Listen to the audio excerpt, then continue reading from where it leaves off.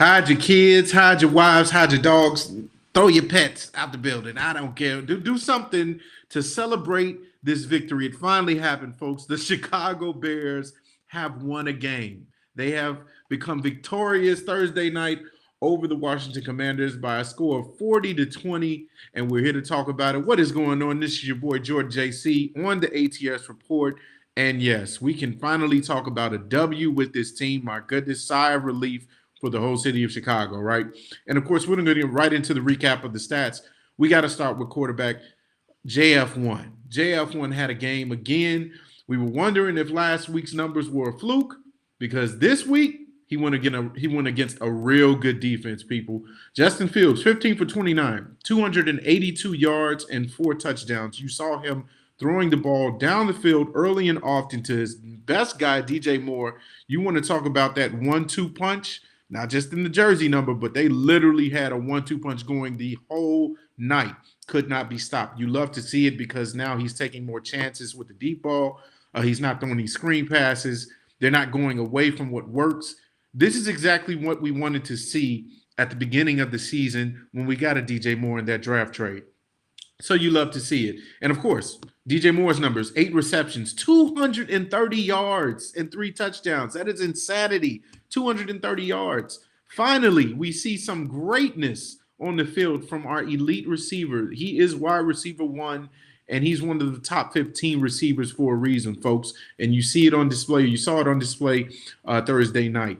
Now, of course, I'm going to be a little selfish because I felt like he could have even got more than that. He could have probably got 300 yards plus and 4 touchdowns because there was one play where Justin Fields gave him the ball and then he was on the sideline tiptoeing down the sideline and it looked as if he stayed in bounds. Darnell Mooney was in front of him and he had a good block on the defender, and then the ref somehow just stopped the play dead, said he was out of bounds, but it didn't look like he stepped out of bounds. And the weird thing is they didn't show any camera angles. They didn't go to an official replay or anything. It was just, hey, you're out of bounds. Resume play. Like, that was a little weird, but hey, can't complain about the production and the output that DJ Moore got from his QB1. And then, of course, the running game was very solid. Khalil Herbert, props to him. 10 carries for 76 yards, over a 7-yard per average gain. That is pretty good. Now, of course, we know that was before all of the crazy stuff was going on with the running back injuries. And so hopefully they get better. We have 10 days from now to for everyone to get improved in their health. And so hopefully there's no injury concerns moving forward with that running back room, and we're going to talk about it shortly with that. But just to give some props to the other side, Sam Howell, 37 for 51. Didn't realize he had 51 pass attempts, 388 yards. Very good game. 2 touchdowns, 1 interception. And then, of course, Logan Thomas was the guy that he was giving the ball to. He was feeding it to his tight end often early. Logan Thomas is a pretty good player. 9 receptions, 77 yards for 1 touchdown. It looked as if Washington kind of got their tread a little bit in the second half, more so in the first. They were kind of out the gate slow, and the defense in Chicago was holding them to some pretty good. They were holding them back basically from scoring, even being in field goal position. I believe they didn't get a first down for the first 2 or 3 possessions that they had. And so that was very good defense on Chicago's part. But in the second half, they obviously made adjustments. Ron Rivera said something to those boys to get them going. And we thought this might have been another, replay of last week where the Bears came out humming in the first half, and then the second half was a completely different story, and they ended up losing because the team came back somehow. And so we got a little PTSD when we saw the Washington Commanders score a few times. It was like, come on, can we score? Can we get a field goal? Can we get something to build this lead, please? And it happened when DJ Moore got that 3rd touchdown with an awesome, perfect connection, very good focus on his part by catching that ball and then breaking away from the jump that the defender had on the ball. And so just overall, very good game. And this is what we want to see, right? We want to see improvement in Justin Fields against good to great defenses, to great teams. This team on defense, on that defensive line is nasty. You talk about some of the best defenders in the league for all across the line, four deep.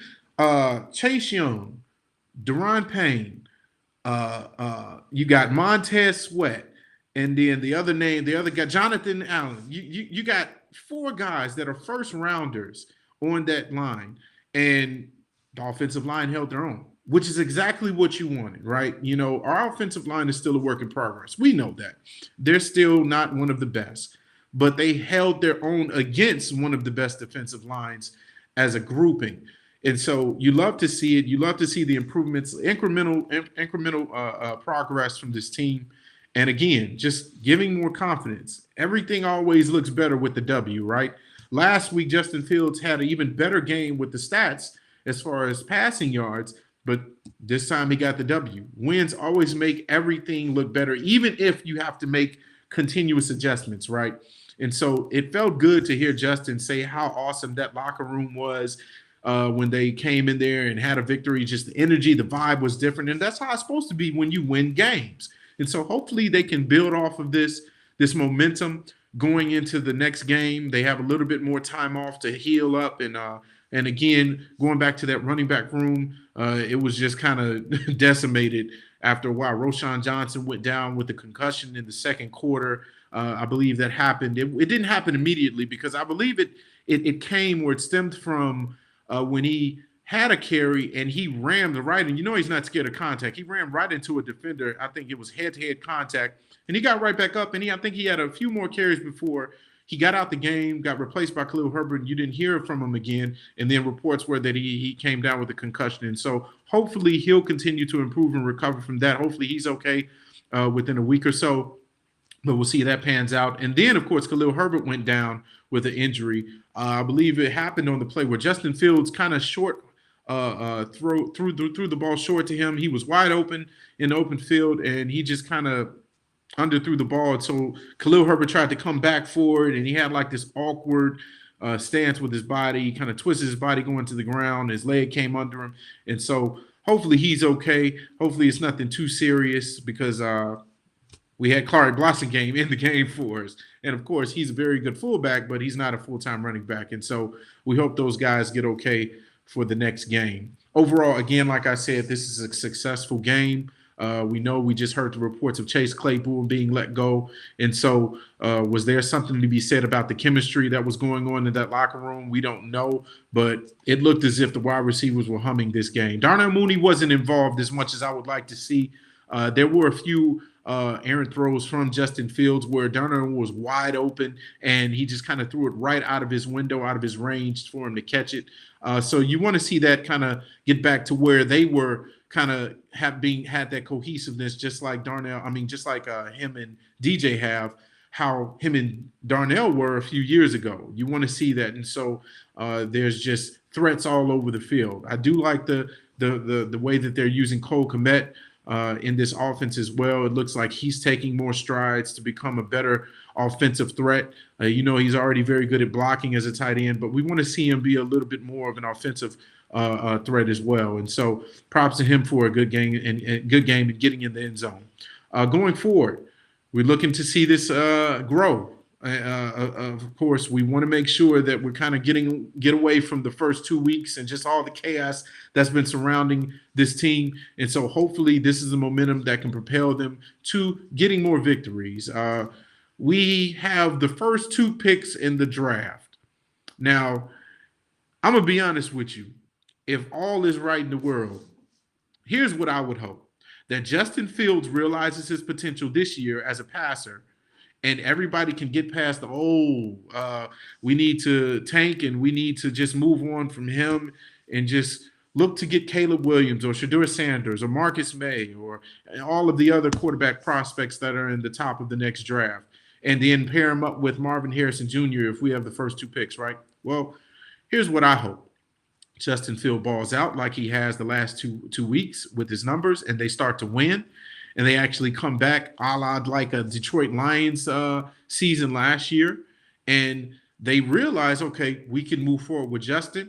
So now their pick goes down a few slots, maybe in the 10 to 15 to 20 range, but Carolina is still probably one of the worst teams in the league, and they still have enough of a draft stock that they go get Marvin Harrison Jr. to pair up with this team. Now, I can dream, but that could be a reality. We will see going forward what happens.